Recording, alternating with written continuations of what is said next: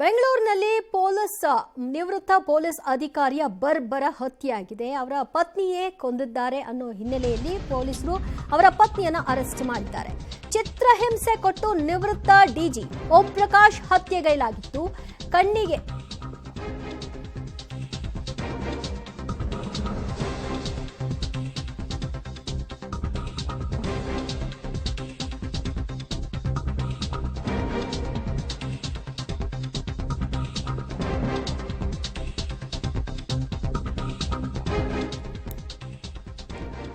ಚಿತ್ರಹಿಂಸೆ ಕೊಟ್ಟು ನಿವೃತ್ತ ಡಿಜಿ ಓಂ ಪ್ರಕಾಶ್ ಹತ್ಯೆ ಮಾಡಿರೋದು ಈಗ ಒಂದೊಂದಾಗಿ ತನಿಖಾ ಹಂತದಲ್ಲಿ ಬೆಳಕಿಗೆ ಬರ್ತಾ ಇದೆ. ಕಣ್ಣಿಗೆ ಖಾರದ ಪುಡಿಯನ್ನ ಎರಚಿ ಪತ್ನಿ ಪಲ್ಲವಿ ಹತ್ಯೆಗೈದಿದ್ದಾರೆ. ಖಾರದ ಪುಡಿ ಎರಚಿದ ಬಳಿಕ ಕಟ್ ಹಾಕಿ ಕೊಲೆ ಮಾಡಲಾಗಿದೆ. ಮನಸ್ಸೋ ಇಚ್ಛೆ ಪತಿ ಓಂ ಪ್ರಕಾಶ್ಗೆ ಚಾಕುವಿನಿಂದ ಇರಿಯಲ್ಪಟ್ಟಿದೆ. ಘಟನಾ ಸ್ಥಳದಲ್ಲಿ ಖಾರದ ಪುಡಿ ಇರುವುದು ಕೂಡ ದೃಢವಾಗಿದೆ. ಈಗಾಗಲೇ FSL ತಂಡ ಸ್ಥಳಕ್ಕೆ ಹೋಗಿತ್ತು. ಸ್ಥಳ ಮಹಜರನ್ನ ನಡೆಸಿದ್ದಾರೆ. ಅಲ್ಲಿ ಏನೆಲ್ಲ ಲಭ್ಯವಾಯಿತು ಅನ್ನೋದ್ರ ಬಗ್ಗೆ ಪಬ್ಲಿಕ್ ಟಿವಿಯ ಜೊತೆಗೆ ಮಾಹಿತಿಯನ್ನ ಹಂಚಿಕೊಂಡಿದ್ದಾರೆ. ಸ್ಪಾಟ್ ಅಲ್ಲಿ ಖಾರದ ಪುಡಿ ಲಭ್ಯವಾಗಿದೆ. ಅಂದ್ರೆ ಅವರಿಗೆ ಕಣ್ಣಿಗೆ ಮೊದಲಿಗೆ ಖಾರದ ಪುಡಿಯನ್ನ ಎರಚಿದ್ದಾರೆ. ಆನಂತರ ಅವ್ರನ್ನ ಕಟ್ ಹಾಕಿದ್ದಾರೆ.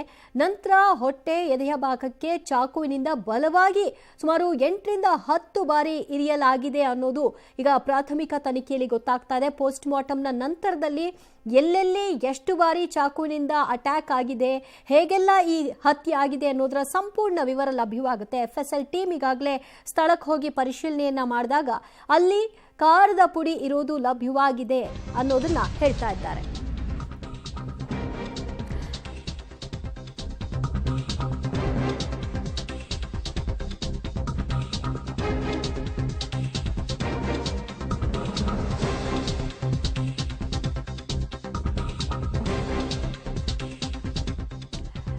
ಇನ್ನು ಘಟನಾ ಸ್ಥಳದಲ್ಲಿ 2 ಚಾಕುಗಳು ಲಭ್ಯವಾಗಿದೆ. 2 ಚಾಕುಗಳನ್ನ ತಾಯಿ ಮತ್ತು ಮಗಳು ಬಳಕೆ ಮಾಡೋ ಮೂಲಕವಾಗಿ ಹತ್ಯೆ ಮಾಡಿದ್ದಾರೆ ಅನ್ನೋದು ಮೇಲ್ನೋಟ ಕಾಣಿಸ್ತಾ ಇದೆ. ಓಂ ಪ್ರಕಾಶ್ ಕೊಲೆ ಸ್ಥಳದಲ್ಲಿ 2 ಚಾಕುವನ್ನ ಪತ್ತೆ ಮಾಡಿ ಸೀಸ್ ಮಾಡಿದ್ದಾರೆ. 2 ಚಾಕುವಿನಿಂದ ಓಂ ಪ್ರಕಾಶ್ನ ಕೊಲೆ ಮಾಡಲಾಗಿದೆ ಅನ್ನೋದು ಆ 2 ಚಾಕುವಿನಲ್ಲೂ ರಕ್ತ ಇರೋದು ಗೊತ್ತಾಗಿ ಹೇಳ್ತಾ ಇದ್ದಾರೆ. ಮತ್ತು ತಾಯಿ ಮಗಳು ಇಬ್ಬರು ಸೇರಿ ಇದನ್ನ ನಡೆಸಿದ್ದಾರೆ ಅಂತ. 2 ಚಾಕು ಜೊತೆಗೆ ಒಂದು ಬಾಟಲ್ ಅನ್ನ ಸಹ ಪೊಲೀಸರು ಸೀಸ್ ಮಾಡಿದ್ದಾರೆ. ಫಿಂಗರ್ ಪ್ರಿಂಟ್ ಪರಿಶೀಲನೆಯನ್ನ ಪೊಲೀಸರು ನಡೆಸ್ತಾ ಇದ್ದಾರೆ. ಚಾಕುವಿನ ಮೇಲೆ ಅವರ ತಾಯಿ ಮತ್ತು ಮಗಳ ಬೆರಳಚ್ಚು ಇದೆಯಾ ಅನ್ನೋದರ ಬಗ್ಗೆ ಈಗ ಸದ್ಯ ತನಿಖೆಯಿಂದ ಇನ್ನಷ್ಟು ಮಾಹಿತಿಗಳು ಲಭ್ಯವಾಗಬೇಕಾಗಿದೆ. ಮೊದಲನೇದಾಗಿ ಅವರ ಪತ್ನಿ ಇದರಲ್ಲಿ ಭಾಗಿಯಾಗಿದ್ದಾರೆ ಅನ್ನುವಂತಹ ಅಂಶ ಬೆಳಕಿಗೆ ಬಂತು. ಆನಂತರದಲ್ಲಿ ಮಗಳು ಕೂಡ ಇದಕ್ಕೆ ಕೈ ಜೋಡಿಸಿದ್ದಾರೆ ಅಂತ. ಆದರೆ ಇಬ್ಬರೂ ಸೇರಿ ಚಾಕುವಿನಿಂದ ಚುಚ್ಚಿ ಕೊಂದಿದ್ದಾರೆ ಅನ್ನೋದು ಈಗ ಸಿಗ್ತಾ ಇರುವಂತಹ ಇನ್ಫಾರ್ಮೇಶನ್. ಸದ್ಯ ಸ್ಥಳದಲ್ಲಿ FSL ಟೀಮ್ ಬೀಡು ಬಿಟ್ಟಿದೆ. ಸ್ಥಳ ಮಹಜರನ್ನ ನಡೆಸಲಾಗ್ತಾ ಇದೆ. ಸ್ಥಳದಲ್ಲಿ ಸಿಕ್ಕಂತಹ ವಸ್ತುಗಳ ಬಗ್ಗೆ ಮಾಹಿತಿಯನ್ನ ಕಲೆ ಹಾಕ್ತಾ ಇದ್ದಾರೆ. ಮತ್ತಷ್ಟು ಮಾಹಿತಿ ಪಡೆಯೋಣ ನಮ್ಮ ಪ್ರತಿನಿಧಿ ನಾಗೇಶ್ರಿಂದ. ನಾಗೇಶ್, ಘಟನಾ ಸ್ಥಳದಲ್ಲಿ ಈಗ ಪೊಲೀಸರ ಇಡೀ ತಂಡ, FSL ಟೀಮ್ ಎಲ್ಲರೂ ಕೂಡ ಇದ್ದಾರೆ. ಮತ್ತು ಯಾವೆಲ್ಲ ಇನ್ಫಾರ್ಮೇಶನ್ ಈಗ ಒಂದೊಂದಾಗಿ ಹೊರಕ್ಕೆ ಬರ್ತಾ ಇದೆ?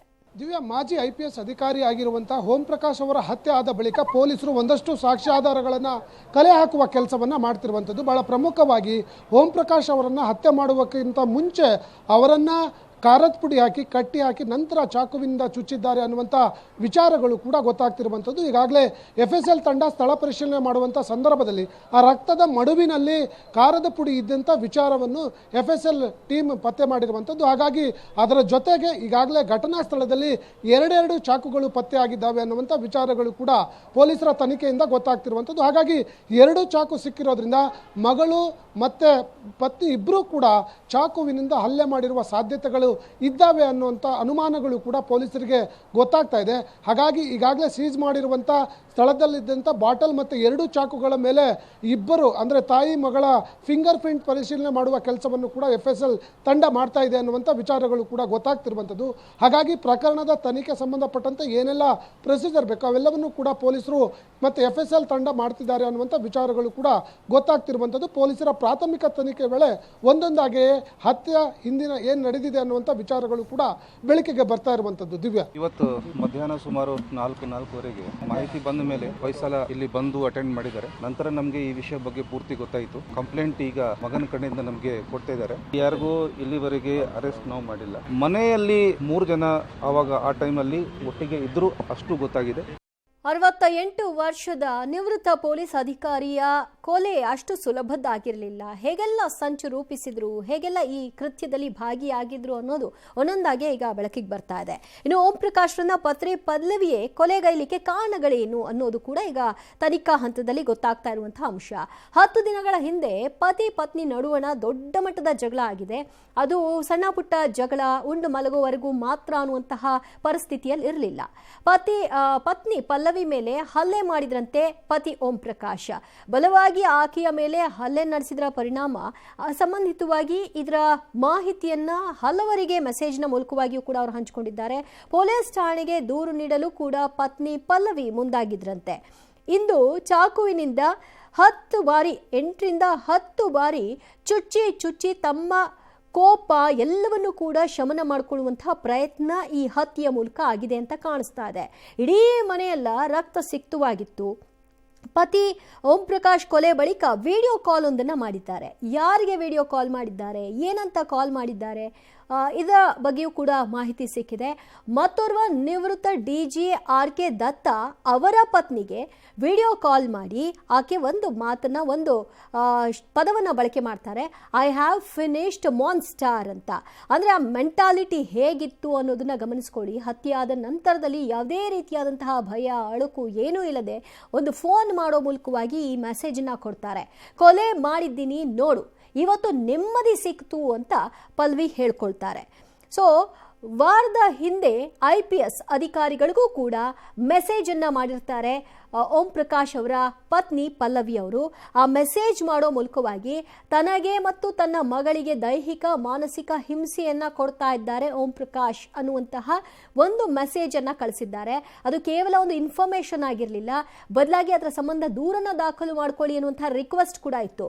ಗನ್ ಹಿಡ್ಕೊಂಡು ಮನೆಯಲ್ಲೆಲ್ಲ ಅಡ್ಡಾಡ್ತಾ ಇರ್ತಾರೆ, ಸೊ ಯಾವಾಗ ಬೇಕಾದ್ರೂ ನಮ್ಮನ್ನ ಶೂಟ್ ಮಾಡ್ಬೋದು, ನಮ್ಮ ಪ್ರಾಣಕ್ಕೆ ಆಪತ್ತಿದೆ ಅನ್ನುವಂತಹ ಸಂದೇಶ ಅದಾಗಿರುತ್ತೆ. ಪ್ರತಿ ಬಾರಿ ಕೂಡ ಶೂಟ್ ಮಾಡ್ತೀನಿ ಅಂತ ಭಯದಲ್ಲೇ ನಮ್ಮ ಜೀವನವನ್ನ ಕಳೆಯುವಂತೆ ಮಾಡ್ತಾ ಇದ್ದಾರೆ ಅನ್ನುವಂತಹ ಸಂಪೂರ್ಣ ಕಂಪ್ಲೇಂಟ್ ಅನ್ನ ಈ ಮೆಸೇಜ್ನ ಮೂಲಕವಾಗಿ ಒಬ್ಬ ಹಿರಿಯ IPS ಅಧಿಕಾರಿಗೆ ದೂರಿನಲ್ಲಿ ಉಲ್ಲೇಖ ಮಾಡ್ತಾರೆ. ಅಂದ್ರೆ ಅದು ಕಂಪ್ಲೇಂಟ್ ಅಲ್ಲ, ಇದು ವಾಟ್ಸ್ಆ್ಯಪ್ನಲ್ಲಿ ಕೊಡುವಂತಹ ಒಂದು ಸಂದೇಶದ ಕಂಪ್ಲೇಂಟ್. ಯಾವ ಕ್ಷಣದಲ್ಲಿ ಬೇಕಾದರೂ ನನ್ನನ್ನು ಸಾಯಿಸಬಹುದು, ದಯವಿಟ್ಟು ಸುಮೋಟೋ ಕೇಸನ್ನು ದಾಖಲು ಮಾಡಿಕೊಂಡು ಇವರಿಗೆ ತಕ್ಕ ಶಾಸ್ತಿಯನ್ನ ಮಾಡಿ ನಮಗೆ ನ್ಯಾಯ ದೊರಕಿಸಿ ಕೊಡಿ ಅನ್ನುವಂತಹ ಮನವಿ ರೂಪದ ಮೆಸೇಜ್ ಅದಾಗಿರುತ್ತೆ. ಸೊ ಅದಾದ ನಂತರದಲ್ಲಿ ಪಲ್ಲವಿ ಯಾಕೆ ದೂರನ್ನ ದಾಖಲು ಮಾಡಲಿಲ್ಲ ಠಾಣೆಗೆ? ದೂರು ದಾಖಲು ಮಾಡ್ಲಿಕ್ಕೆ ಹೋದ್ರೂ ಕೂಡ ಒಬ್ಬ ಮಾಜಿ ಪೊಲೀಸ್ ಆಫೀಸರ್ ಮೇಲೆ ದಾಖಲು ಮಾಡ್ಕೊಳ್ಳೋದು ಅಷ್ಟು ಸುಲಭವಾಗಿರ್ಲಿಲ್ವಾ? ಇದೆಲ್ಲವೂ ಕೂಡ ಈಗ ತನಿಖೆಯಿಂದ ಹೊರಗೆ ಬರುತ್ತೆ. ಆಸ್ತಿ ವಿಚಾರಕ್ಕೆ ಕೊಲೆ ಆಗಿದೆ ಅನ್ನುವಂತಹ ಶಂಕೆ ಕೂಡ ಇದೆ. ಬೆಂಗಳೂರಿನಲ್ಲಿ ಓಂ ಪ್ರಕಾಶ್ರಿಗೆ ಸೇರಿದ 2 ಮನೆಗಳಿವೆಯಂತೆ. ಸೊ ಈಗ ಒಂದು ಮನೆಯಲ್ಲಿ ಅವರ ಕೊಲೆ ಆಗಿರೋದು, ಇನ್ನೊಂದು ಮನೆಯಲ್ಲಿ ಮಗಳು ಮತ್ತು ತಾಯಿ ಇದ್ರು ಅನ್ನುವಂತಹ ಇನ್ಫಾರ್ಮೇಶನ್. ಕಾವೇರಿ ಜಂಕ್ಷನ್ನ ಪ್ರೆಸ್ಟೀಜ್ ಅಪಾರ್ಟ್ಮೆಂಟ್ ನಲ್ಲಿ ಒಂದು ಫ್ಲಾಟ್ ಇದೆ. ಈ ಕೌಟುಂಬಿಕ ಕಲಹದ ನಂತರದಲ್ಲಿ ಆ ಫ್ಲಾಟ್ಗೆ ಬಂದು ಓಂ ಪ್ರಕಾಶ್ ಅವರು ತಂಗಿದ್ರು. HSR ಲೇಔಟ್ನಲ್ಲೂ ಕೂಡ IPS ಕ್ವಾರ್ಟರ್ಸ್ನಲ್ಲಿ ಅವ್ರಿಗೊಂದು ಮನೆ ಇದೆ. ಸೊ ಇದು ಅವರಿಗೆ ಸಂಬಂಧಿಸಿದಂತಹ ಆಸ್ತಿಗಳು. ಸೊ ಇದೇ ವಿಷಯಕ್ಕೆ ಗಲಾಟೆ ಪದೇ ಆಗ್ತಾ ಇತ್ತು ಅಂತ. ಅದರಲ್ಲಿ ಏನಿದೆ ಗಲಾಟೆ? ಹೆಂಡತಿ ಮಕ್ಕಳಿಗೆ ಅಲ್ವಾ ಹೋಗೋದು ಆಸ್ತಿ ಅನ್ನುವಂತಹ ಪ್ರಶ್ನೆ ಸಹಜವಾಗಿ ಮೂಡಬಹುದು. ಅಲ್ಲೊಂದು ಟ್ವಿಸ್ಟ್ ಇದೆ, ಆಮೇಲೆ ಹೇಳ್ತೀವಿ. ಮನೆಯಲ್ಲಿ ಗಲಾಟೆ ಆದಾಗ ಪ್ರೆಸ್ಟೀಜ್ ಅಪಾರ್ಟ್ಮೆಂಟ್ಗೆ ಹೋಗಿ ಅಲ್ಲಿ ಉಳ್ಕೊಳ್ತಾ ಇದ್ರಂತೆ ಓಂ ಪ್ರಕಾಶ್. ಅದರಂತೆ ಇವತ್ತು ಕೂಡ ಹೋಗಿದ್ದಾರೆ, ಅಲ್ಲೇ ಈ ಘಟನೆ ಆಗಿದೆ. ದಾಂಡೇಲಿಯ ಆಸ್ತಿ ವಿಚಾರಕ್ಕೆ ಓಂ ಪ್ರಕಾಶ್ ಹತ್ಯೆ ಆಗಿದೆ ಅನ್ನುವಂಥ ಪ್ರಾಥಮಿಕ ಮಾಹಿತಿ ಲಭ್ಯವಾಗ್ತಾ ಇದೆ. ಇದಕ್ಕೆ ಕಾರಣ ತಂಗಿಯವರ ಹೆಸರಿಗೆ ಆಸ್ತಿಯನ್ನ ಬರೆದಿದ್ರಂತೆ ಓಂ ಪ್ರಕಾಶ್. ಆ ಆಸ್ತಿ ಅವರಿಗೆ ಯಾಕೆ ಬರೀತ್ಯಾ, ನಮಗ್ ಸೇರಿದ್ದು ಅಂತ ಪದೇ ತಾಯಿ ಮಗಳು ಇಬ್ಬರು ಕೂಡ ಓಂ ಪ್ರಕಾಶ್ ಜೊತೆಗೆ ಜಗಳ ಮಾಡ್ತಿದ್ರಂತೆ. ನನ್ನ ತಂಗಿಯರ ವಿಷಯಕ್ಕೆ ಬರಬೇಡಿ, ಅದಕ್ಕೆ ನೀವು ಕೈ ಹಾಕಬೇಡಿ ಅಂತೆಲ್ಲ ಪದೇ ಇವರು ಕೂಡ ವಾರ್ನ್ ಮಾಡ್ತಾ ಇದ್ರಂತೆ. ತಂಗಿ ವಿಚಾರಕ್ಕೆ ಮಾತನಾಡಬೇಡ ಅಂತ 1-2 ಬಾರಿ ಹಲ್ಲೆ ನಡೆಸಿದ್ದಾರೆ ಅನ್ನುವಂತಹ ಆರೋಪ ಕೂಡ ಇದೆ. ತಂಗಿ ವಿಚಾರದಲ್ಲಿ ಮಾತನಾಡಬೇಡ, ಅದನ್ನು ಮಾತನಾಡುವಂತಹ ಹಕ್ಕು ನಿಮಗಿಲ್ಲ ಅನ್ನುವಂತಹ ವಿಷಯದಲ್ಲಿ ಅವರು ಇವರ ಮೇಲೆ ಹಲ್ಲೆ ನಡೆಸಿದ್ರು ಮತ್ತು ತಂಗಿಯರ ಹೆಸರಿಗೆ ಆಸ್ತಿಯನ್ನು ಬರೆದಿಟ್ಟಿದ್ರು ಅನ್ನುವಂತಹ ಮಾಹಿತಿಯ ಆಧಾರದ ಮೇಲೆ ಈಗ ಪೊಲೀಸರು ಇನ್ನಷ್ಟು ಮಾಹಿತಿಯನ್ನು, ಅಂದರೆ ಅವರ ತಂಗಿ ಯಾರು, ಅವ್ರಿಗೆ ನಿಜವಾಗ್ಲೂ ಆಸ್ತಿ ಬರೆದಿದ್ರಾ, ಏನೆಲ್ಲ ಗಲಾಟೆ ಆಗಿತ್ತು, ಅವರಿಗೂ ಕರೆ ಮಾಡಿ ಏನಾದರೂ ಓಂ ಪ್ರಕಾಶ್ ಪತ್ನಿ ಪಲ್ಲವಿ ಗಲಾಟೆ ಮಾಡಿದ್ರಾ ಇತ್ಯಾದಿ ಮಾಹಿತಿಗಳನ್ನ ಕಲೆ ಹಾಕುವಂತಹ ಕೆಲಸ ಇನ್ನು ಮುಂದಿನ ಹಂತಗಳಲ್ಲಿ ಆಗುತ್ತೆ. ನೋಡಿ, ಆಸ್ತಿ ಮಾಡಿದ್ರೂ ಕಷ್ಟ, ಮಾಡದೇ ಇದ್ರೂ ಕಷ್ಟ. ಇಲ್ಲಿ ನೋಡಿ, ಈ ಘಟನೆಯಲ್ಲಿ ಆಸ್ತಿ ಮಾಡಿದ್ದಾರೆ ಅನ್ನೋದೇ ಅವರ ಜೀವಕ್ಕೆ ಕುತ್ತು ತಂದಿದೆ. ಕೆಲವು ಕಡೆಗಳಲ್ಲಿ ಏನೂ ಮಾಡಲಿಲ್ಲ ಅಂತಾರೆ, ಅಟ್ಲೀಸ್ಟ್ ಅದನ್ನು ಬೈದು ಸುಮ್ಮನೆ ಆಗಿಬಿಡ್ತಾರೆ. ಇಲ್ಲಿ ಮಾಡಿದ್ದಕ್ಕೆ ಅವ್ರಿಗೆ ಹಂಚ್ತೀಯಾ ಇವ್ರಿಗೆ ಹಂಚ್ತೀಯಾ ಅಂತ ಅವ್ರನ್ನೇ ಮುಗಿಸ್ಬಿಡೋದು. ಅಂದರೆ ಆ ದಾಂಪತ್ಯಕ್ಕೆ ನಿನ್ನ ಜೊತೆಗೆ ನಿನ್ನ ಕಷ್ಟ ಸುಖಗಳಲ್ಲಿ ನಾನು ಭಾಗಿಯಾಗ್ತೀನಿ ಅಂತ ಬಂದಂತಹ ಆ ಒಂದು ದಾಂಪತ್ಯ ಜೀವನಕ್ಕೆ ಏನು ಅರ್ಥ ಕೊಡ್ತು, ಆ ಮನಸ್ಥಿತಿಗೆ ಯಾಕೆ ಹೋದರು? ಇವಾಗ ಹೇಳ್ತಾರೆ ಅವರು ಮೆಂಟಲಿ ಸ್ವಲ್ಪ ಡಿಸ್ಟರ್ಬ್ ಆಗಿದ್ರು ಪಲ್ಲವಿ ಅವರು ಅಂತ.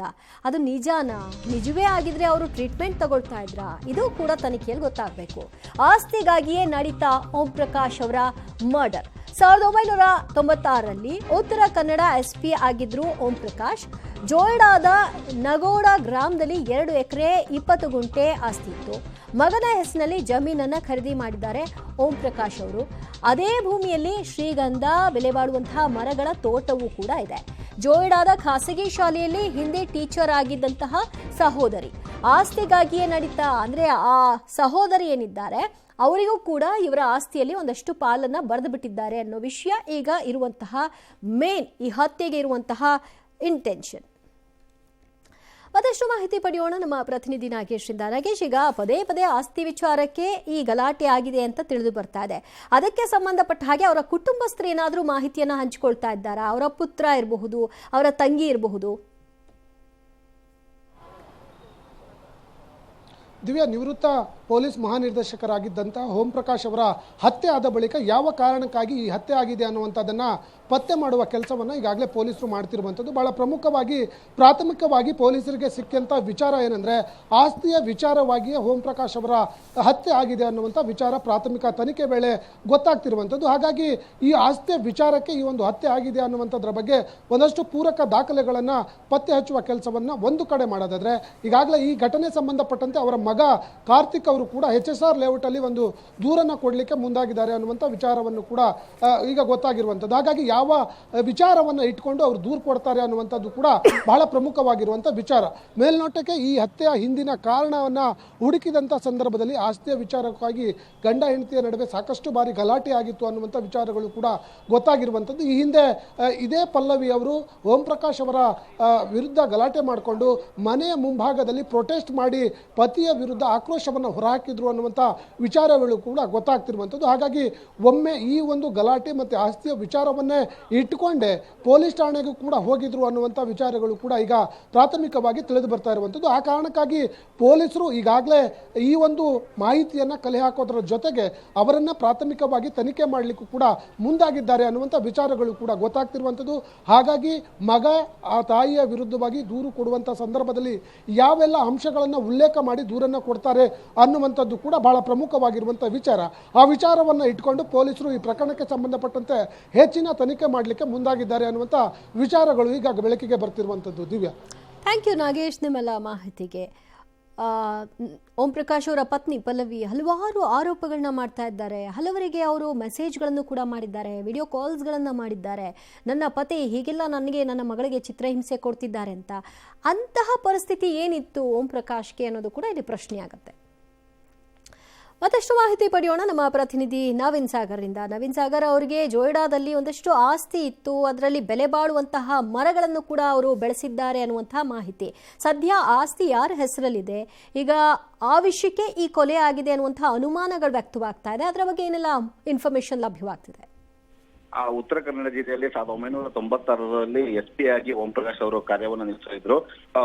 ಸುಮಾರು 2 ಎಕರೆ 20 ಗುಂಟೆ ಭೂಮಿಯನ್ನ ಜೋಯಿಡಾ ಭಾಗದಲ್ಲಿ ಖರೀದಿಸಿದ್ರು. 2011-12ರಲ್ಲಿ ಇದನ್ನ ಅವರ ಮಗನ ಹೆಸರಿನಲ್ಲಿ ಖರೀದಿಯನ್ನ ಮಾಡಿದ್ರು.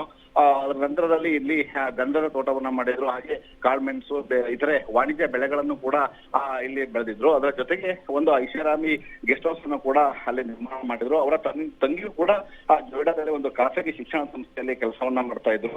ಇನ್ನು ಅವರು ಪದೇ ಪದೇ ಈ ಭಾಗದಲ್ಲಿ ಜೋಯಿಡಾಕ್ಕೆ ಬಂದು ಅವರ ಗೆಸ್ಟ್ ಹೌಸ್ ನಲ್ಲಿ ಉಳಿದು ತೋಟವನ್ನ ನೋಡ್ಕೊಳ್ಳೋದು ಮತ್ತೆ ವಿಶ್ರಾಂತಿಯನ್ನ ಮಾಡೋದನ್ನ ಮಾಡ್ತಾ ಇದ್ರು. ಒಂದು ಕುಟುಂಬದ ಜೊತೆ ಮೊದಲಿಂದ ಕೂಡ ಕಲಹಗಳಿದ್ದು, ಅದರಲ್ಲೂ ಪತ್ನಿ ಜೊತೆ ಜಮೀನಿನ ವಿಷಯವಾಗಿ ಸಾಕಷ್ಟು ಜಗಳಗಳು ಪದೇ ಪದೇ ನಡೀತಾ ಇದ್ವು. ಈ ಹಿಂದೆ ಕೂಡ ಅವರ ಪತ್ನಿ ದೂರನ್ನ ಕೂಡ ನೀಡಿದ್ದು, ಅದಲ್ಲದೆ ಪತ್ನಿ ಅವರ ಮನೆ ಮುಂದೆ ದಂಡೆಯನ್ನು ಕೂಡ ಹಿಂದೆ ಮಾಡಿದ್ದು. ಅವೆಲ್ಲದೂ ಕೂಡ ವೈಯಕ್ತಿಕವಾಗಿ ಮನೆ ಜಮೀನುಗಳನ್ನ ಮಾಡಿದ್ರು. ಆ ಜಮೀನ ವಿವಾದವೇ ಇವೆಲ್ಲ ಹತ್ಯೆ ಕಾರಣವಾಗಿರುವಂತಹ ಅಂಶಗಳು ಅನ್ನುವಂಥದ್ದು ಈಗ ಗೊತ್ತಾಗ್ತಾ ಇರುವಂತದ್ದು. ದಿವ್ಯಾ, ಥ್ಯಾಂಕ್ ಯು ನವೀನ್, ನಿಮ್ಮೆಲ್ಲ ಮಾಹಿತಿಗೆ. ಈ ವಯಸ್ಸಲ್ಲಿ ಇಂತಹ ನಿರ್ಧಾರವನ್ನು ಯಾಕೆ ತಗೊಳ್ತಾರೆ, ಏನು ಸಾಧಿಸಿದ್ರು ಇದರಲ್ಲಿ? ಐ ಫಿನಿಶ್ಡ್ ಮಾನ್ಸ್ಟಾರ್ ಅಂತ ಮೆಸೇಜ್ ಮಾಡ್ತಾರೆ. ಅವ್ರನ್ನ ಮುಗಿಸಿದ್ರಿ, ಆದರೆ ನಿಮಗೆ ಸಿಕ್ಕಿದ್ದೇನು? ನಿಮಗೇನಾದರೂ ತೃಪ್ತಿ ಸಿಗ್ತಾ ಇದರಲ್ಲಿ? ಒಂದು ಕಡೆಯಲ್ಲಿ ಗಂಡನನ್ನು ಕೊಂದಂತಹ ಆರೋಪವನ್ನು ಎದುರಿಸ್ತಾ ಇದ್ರಿ, ಜೈಲಿನಲ್ಲಿ ಶಿಕ್ಷೆ ಅನುಭವಿಸ್ಬೇಕಾಗತ್ತೆ, ನೀವಾಗಲಿ ನಿಮ್ಮ ಮಗಳಾಗಲಿ. ಈಗ ಇದರಿಂದ ಪಾರಾದ್ರಿ ಅಂತ ಹೇಗೆ ಅಂದ್ಕೊಳ್ತೀರಿ? ಏನು ಮೆಂಟಾಲಿಟಿಯ ಹತ್ಯೆ ಮಾಡಬೇಕು ಅನ್ನುವಂತಹ ಆ ಮನಸ್ಥಿತಿ ಯಾಕೆ ಬರುತ್ತೋ ಗೊತ್ತಿಲ್ಲಪ್ಪ.